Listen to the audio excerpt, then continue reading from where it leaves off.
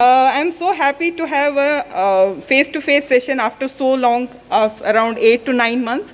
Last session was somewhere in February, and in between all the virtual sessions. So I think when we go through the virtual session, we don't know who is seeing us, whether they are there, whether they are responding to us. So at least I'm happy that I am visible here now, and I can see the live audience, and I can see the enthusiasm there. I'm happy that we are back to that on face-to-face sessions. When this topic was given to me, will the clinical microbiology and infection control service change post-COVID? So I was just scrolling down, what shall I speak about this topic, because most of the speakers since morning have covered all the aspects, most of the aspects which have changed in the post-COVID era.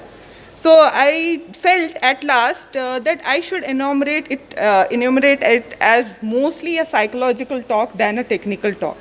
So for next 10 to 15 minutes, I will be just boosting you morally that how your stand being an infection preventionist in our present COVID, post-COVID era is important, and how you are changing the world. So let's get started.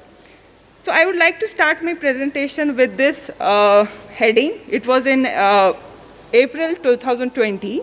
In India, microbiologists are suddenly in demand. Where were they till now? Do you agree with me? Yes? Okay. Yes, I do agree. That time I was also astonished to see this heading. Yes, we were there. How many medical microbiologists do we have here? Can I have the hands, please? Okay. Okay, fine. So, the point is that we were there, but most of the people don't acknowledge the work we were doing in the labs, right? So the life of a medical microbiologist changed in the COVID era, and definitely they had an instrumental role to play both in the labs as well as in the hospital infection control. In the labs, they had to generate the reports and support the diagnosis of the COVID for the clinicians, and to strengthen the infection control.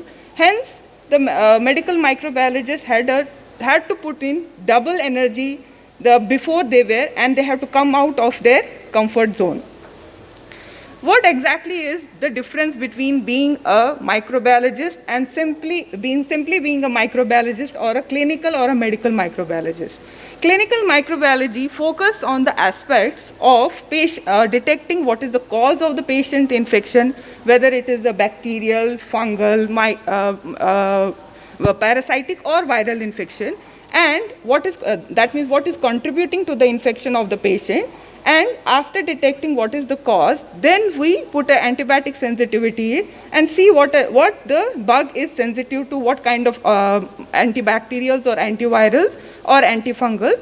And then the last line is very important: how you are reporting these results to the healthcare providers, like how you are coordinating with the clinicians of your hospital. Here is the difference between a medical microbiologist and simply a microbiologist. So this last line, has changed the whole world of a medical microbiologist, and I thank COVID for bringing in this positive change in every microbiologist. I know that most of the microbiologists are coming forward, and simply sitting in the lab, they have taken part in being a clinical or a medical microbiologist. Now, what are the lessons learned? Mostly I will first focus one or couple of slides on my medical microbiology. That, as we have seen, first or only center was Gandhi, right? So all the eyes were focused on the microbiology department. So when the reports will be issued from the government, even a simple issue, if it was a delay in telling how many cases are there or how many number of cases are there detected, there was a huge drama created that the microbiologist did not convey the proper information at proper time. That means what? That the shift of focus had come from the clinicians to the medical microbiologist. So our results we were relied upon for a reliable and timely diagnosis, and we have to think about the validated systems, that how true is our report, right? How false negatives, how many false negatives are there, how many false positives are there. So we had to look about our validation of the systems, how validated our reports are. Then we can't work just simply 1, 2, 3, 4. No, we had to develop the algorithm. Which step we have to come, from where we have to come. So we started developing a system of working. This is the first step, this is the second. First there will be sample collection, then it will go to second, then it will go to. So we started developing algorithms in our test working pattern. Then managing the supply of the chain of the reagents. This was a very uphill task because everything was deficient in this country, and the number of cases were more and the number of reagents or the test kits were less. So we have to deal about that in between the suppliers and the end users. Now, next is the capacity building. What do you mean by that? Most of the hospitals, I think 30 to 40% of the lab technicians, they resigned because they didn't want to work. They didn't want to work in the COVID scenario because more than their job, they loved their lives, right? So being a microbiologist, we had to maintain a balance between in our working society, that how we have to counsel them, train them, and then make a capacity in our department so that we come up with the stress of the work which was put upon us. Next was the prioritizing of the samples. What does that mean? We had so many samples per day, but how to prioritize that? The critical patient sample has to be prioritized first, then comes the non-critical patient. So this priority also was very important, and this cultivated a habit in us that how we have to look about the turnaround time, which report is more critical than the other report, so that we give the timely diagnosis to the clinicians. Then last but not the least, which was most important for a pandemic management, was giving the result to the government facilities. Every day putting certain number into the website, and on that number they will formulate the policy, right? They will formulate the containment zones, how they will have the infection control policies in those containment zones. Everything depended upon the number entered by a medical microbiologist or a microbiology department. So from the medical microbiology department to the epidemiology of the government, everything was connected. So this brought in the change in the whole system.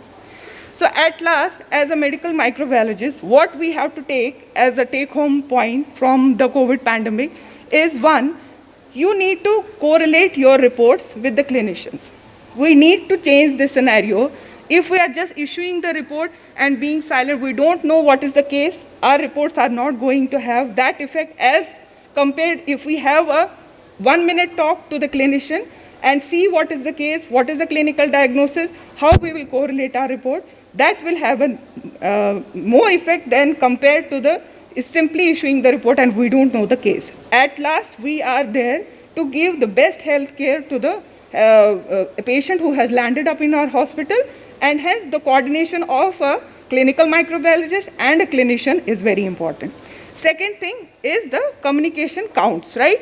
So we should not just break the ice that maybe clinicians don't need our advice. No, if we really come out of that thought, they really need it, and slowly and steadily they do appreciate it, and they become dependent upon our advices, and they see that the patient outcome is more, and hence they definitely, maybe the first call is from your side, but I assure you the second, third, fourth, fifth call and endless calls will be from the clinician side.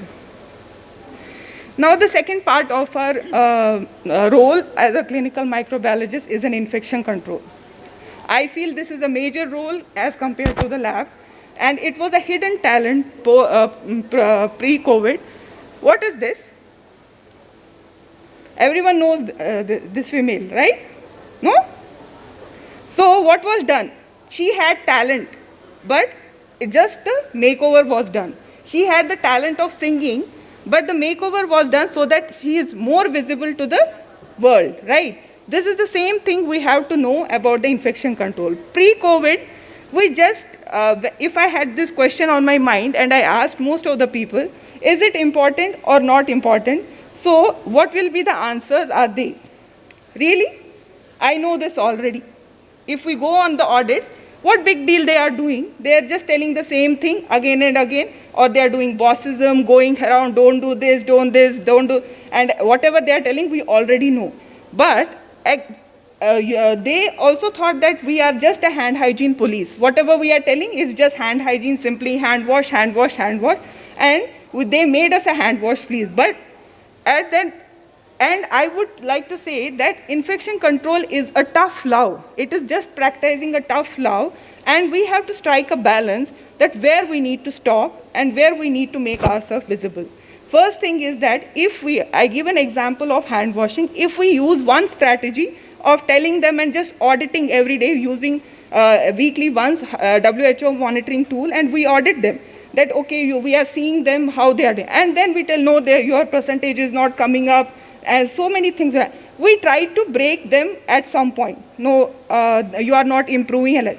If this strategy is not working, the stick in the hand is not working, I prefer that this is a tough love, so change the policy. If they are not improving in this sense, change the policy. Go for the appraisal policy. Go tell them that, okay, you give them the percentage this month, this department was in the highest in the hand hygiene compliance rate. And comparison, when you give them, they get a competition in between the departments, right? So then it is a positive change. The positive competition always give you good results. So once you give the positive change to them, it doesn't come that they are coming to boss us. It comes that they are coming to encourage us. So that practicing of the tough love of infection control, that is an art. You have to appraise them. If appraisal is not working, you go for the other hand, but change the strategy. If you try to extend the same strategy for a long, it will definitely break and it will not give you positive results. So when it becomes important, when infection control becomes important for you, when they get a panic attack. When do they get a panic attack? Everyone. First attack was in the hospital in the form of when there was a hospital-acquired infection, there is an increased rate of COTI, VAP, SSI. So they will pinpoint where is the HIC department. Till then, no one used to know where is HIC department. Or they have a needle stick injury by chance, bad luck. Most of the time, it will be needle stick injury with a blood-borne virus only. Blood-borne virus positive patient, it's a hepatitis B, hepatitis C, or HIV positive patient. The doctor or the nurse gets the injury, or the healthcare housekeeping staff get the injury while collecting the biomedical waste. And if we trace back, it is a blood-borne virus positive patient. And then they get the panic attack, and then they will search where is ICN, where is ICO, what we have to do. So this panic attack had to come. So we are lucky now, this panic attack has come in a general public now. So this panic attack in the form of outbreak, so everything has a pros and cons. I definitely don't go that corona pandemic was good for us, but definitely everything has its pros and cons. And I think because of the corona pandemic, most of the general public got the panic attack and they are sensitized what is the importance of the infection control, not only in hospitals, but in general, in the general public as well. Now, so what is the change? Change is that everyone has worn an infection prevention hat. So if you talk to any Tom, Dick and Harry in the hospital, they will tell you 1 or 2 guidelines. Okay, so I know this thing about this, I know this thing that. So what is the positive? Take any situation, you should always take positive things in it. So I feel that most of the people have worn an infection prevention hat. And in my opinion, we should have more of messy people rather than having very, very few skilled people. Okay, that much we need for a control of the infection control. We need more people on the deck rather than having very skilled people but sitting somewhere in the corner of the hospital. So we have to make this opportunity, this scenario as the hot iron, which is already hot, and strike it. This is the right time to be striked so that we can mold the infection control in the form we like it, so that it should become like a reflex in the society, not only in the hospitals, in the society. As we see, most of the, it started with the COVID pandemic, lockdown was there, but I couldn't see people with the mask. Mask was a burden for them. But as of now, everyone is wearing it. It has become a reflex for them. Eating also, if they want to eat, they will remove it, take one bite and then put on the mask. So this has become a reflex. hand hygiene has become a reflex for everyone. So even in the hospitals, take this COVID pandemic as a opportunity that everyone is primed with the infection control policies. Now we have the role to frame the policies and make them the reflex for the entire hospital. So we started with the comfort zone. We were in our comfort zone. We don't want it because we thought that we know the knowledge, we have the infection control knowledge, but no one will listen to us. They will just think whatever comments I have told in the previous slide, they will tell like so. So we were in our comfort zone. We don't want to go out and we don't want to listen about all those things. But once the COVID pandemic came, it brought us to the fair zone. So everyone were like what to do, what to do, what to do. And the eyes were on the medical microbiologist and the infection control. So we were compelled to read about the guidelines, to see, to Google, to do everything so that we get, because we have been asking the questions, right? So when we are being asked the question, we can't tell we don't know. Every microbiologist in every hospital was the focus. So they turned into the fair zone and they started gathering the knowledge and went into the learning zone. So once we are in the learning zone, we get the confidence. We know these guidelines are correct. We have to go by these guidelines. So obviously, once we are correct with our guidelines, we can form the SOPs, we can answer the people, and we can tell them everything what has to be done in what way. As we go in the learning phase, that is where our growth zone begins. We have to say, this is our growth zone. This is the period where the infection preventionist has come to a top line. And don't think that this is the top line, okay, COVID pandemic is it. Consider this as the growth zone. Go back to the learning zone. Learn about the other things of the infection control. Implement through so that we make our policies not retrospectively, but prospectively. We don't have to think, okay, now COVID is going on. It will go away in 5 to 6 months. What about the other preparedness? We have to think about the policies in the prospective manner, not in the retrospective. Once we are out of this comfort zone, it is here where the magic begins. So start the magic now. As an infection control preventionist in my hospital, I had various challenges. I think most of the things have been covered. That developing an SOP. First of all the SOPs were different. So we have to develop the SOP starting from the PPE, hand hygiene, biomedical waste, everything had to be changed. Then, most important was training the scared healthcare worker. Training a normal person like you are sitting here, you know everything that I will not. We are sitting in a social distancing so far. So you are trained. You are not scared. So training you are not panicked. Training a panicked, scared healthcare worker was a very difficult job because once we tell them anything, one line, they will ask us 4 questions for that. So that training was very difficult. So we have to come up with the guidelines, with the strong backing that this is correct, this is not correct. We should know, we had to know what is correct and what is not correct. Triage was very difficult because triage as an NABH SSR, I know that we used to do only for the drills. But triage here became a reality for the first time in India and whole world. Most of the thing, triage became the reality first time for us, and we had to practically see what all has to be done to do a triage protocol. Then next important thing was shortage of PPE. This I feel was very good because when I thought that shortage of PPE is there, that means my training is effective. That if I have given the training that so many PPEs have to be wear at such and such place, means people are using those PPE and that's why there is a shortage, right? So, but it was a challenge. We had to look about talk to the management, get good quality, not the bad quality PPE, good quality PPE so that our frontline workers are safe.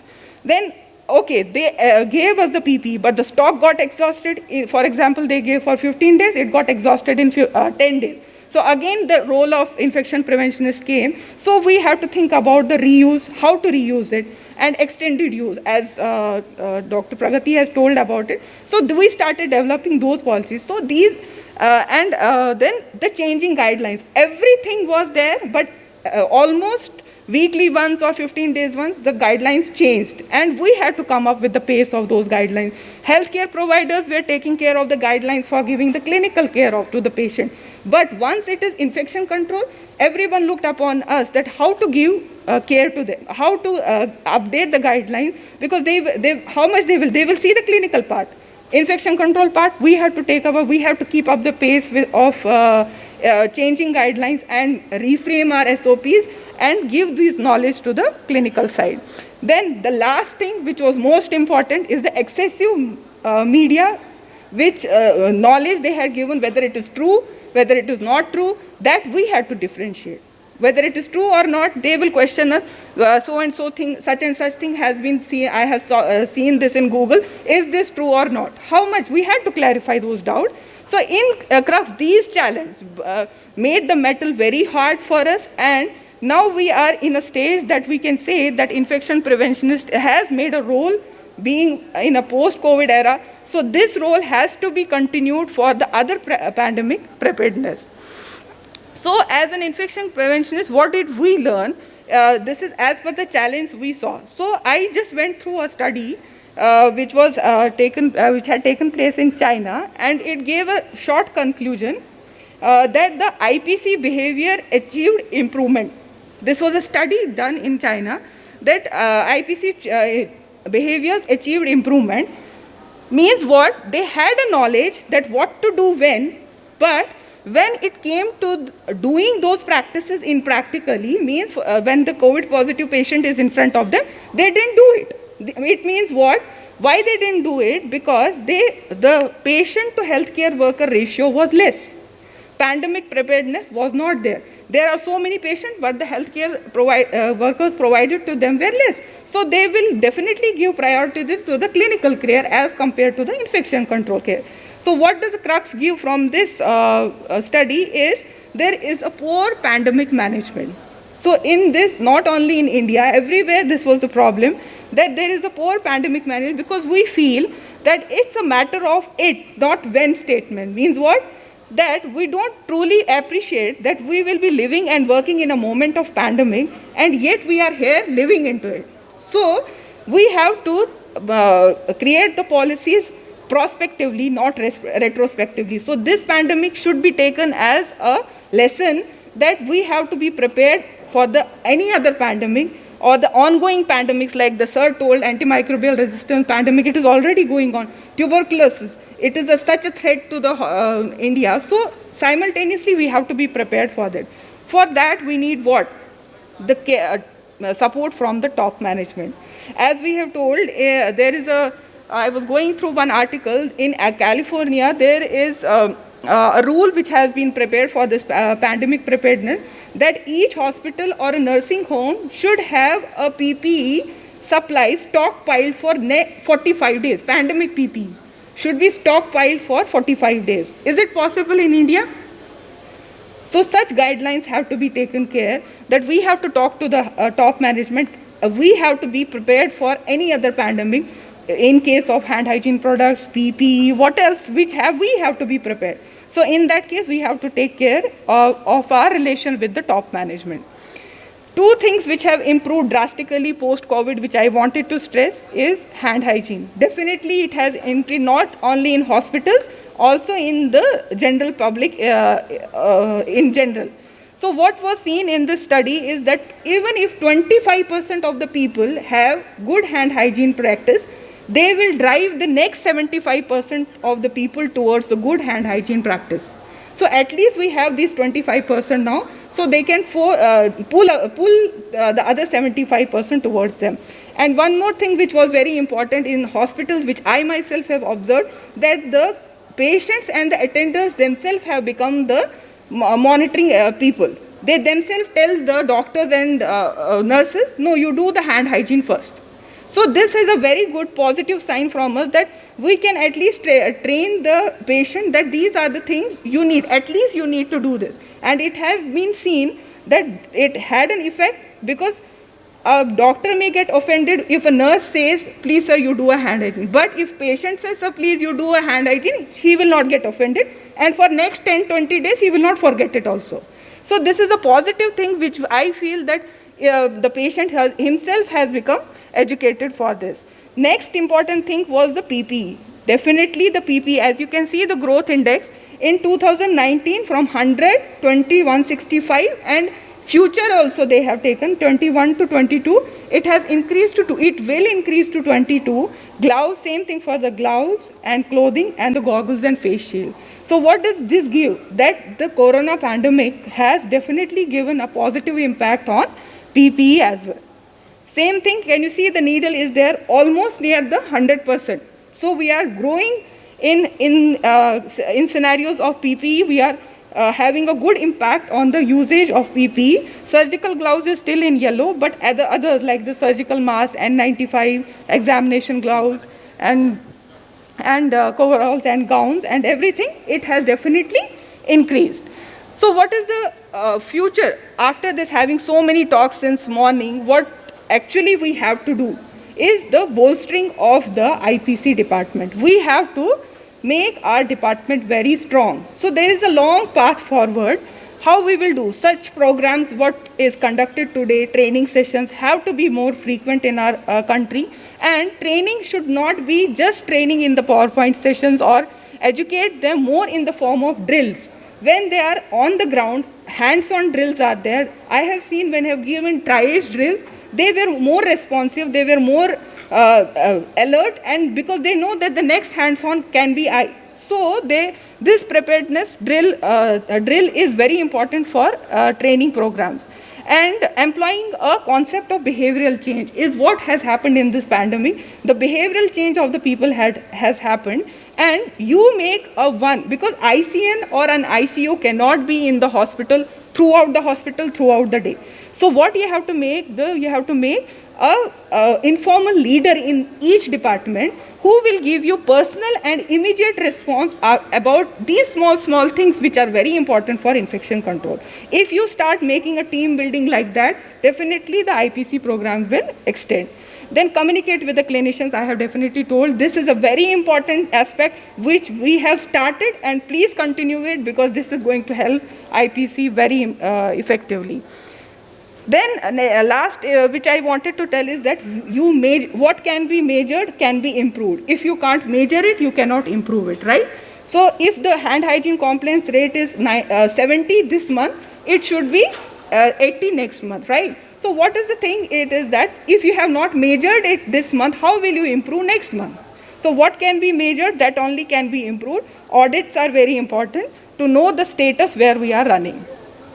As I have told about the extension of the IPC program, this is an initiative taken by CDC in the name of Project First Line. So they are planning to spend around $180 million on strengthening the IPC practices. This is only not for the infection preventionists. They are planning that all the frontline workers should know everything, at least half of the basics of the infection control. So what they are planning, that they have to move forward from the infection preventionist to the frontline workers. Such kind of programs should be inculcated in our country also, in the form of how we can do that. I think I look up to NABH accreditation. If they give such kind of any quality indicators or something like that, definitely that will be incorporated, because nowadays NABH has given the phase to infection control, and if they give this as a clause, definitely hospitals will improve.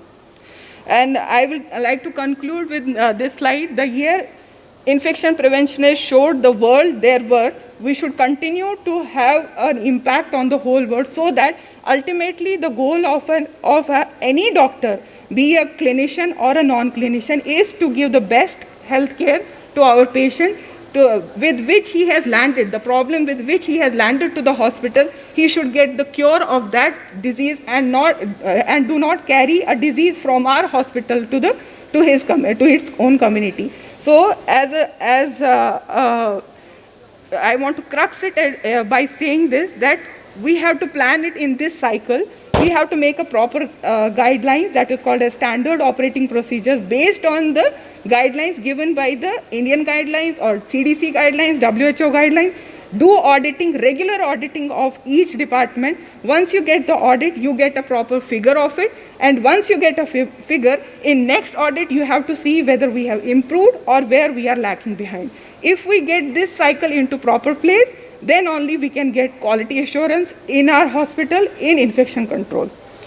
I'd like to conclude my talk by saying this is a take-home message, because I told you this is more of a psychological talk than a technical talk, that if you change nothing, nothing will change. So change we have to bring so that the infection control in India changes a lot. For that, we need teamwork and communication with the clinicians. That is the take-home message I wanted to convey.